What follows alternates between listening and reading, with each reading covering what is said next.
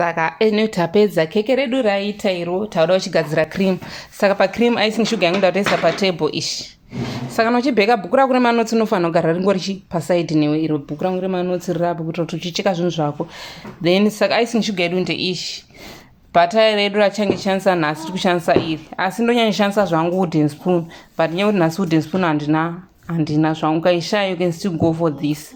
Kana washaya pana anonzi Marvel arimo mashops you can still go for Marvel. Saka ndichange ndishandisa zvangu ndiro bata randiri kushandisa nhasi iroriwe.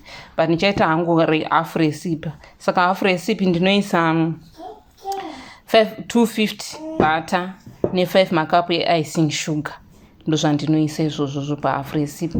Saka ndinotanga ndakata majarina angu 250 ndoaisa mubawo ndomamixa then ndozoisa icing sugar yangu mbichana. Saka icing sugar yangu ndototanga ndatoisefawo. Then majarina angu ndomakata ndomaisa mubawo. Then ndochirowa majarina ari ega ndochitanga kuedha icing sugar mbichana. Saka pata kuchitanga makatarisa ndichiita green butter cream yangu. Then kana tapedza kuita butter cream tochizotanga kudecorate change chidecorate tese tichifamba tese pa decoration. Saka majarina eda tati kuda 250 anditi. Yes. Saka unoenda apa majarina edu akanakira pane measurements awo apa.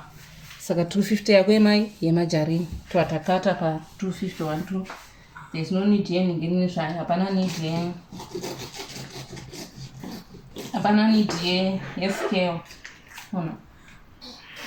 Saka ini ndibati da half. Saka ndachivhura. Saka ndakusoma tinotokata tinofanira kuisa ari machi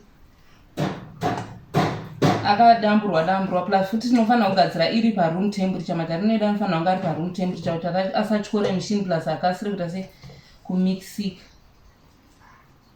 250 yedu iyo.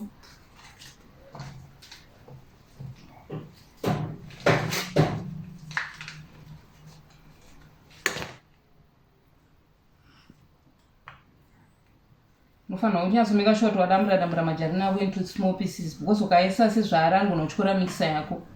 Saka mixer kana yachoka unenge watouraya basa zvizofambe zvakanaka.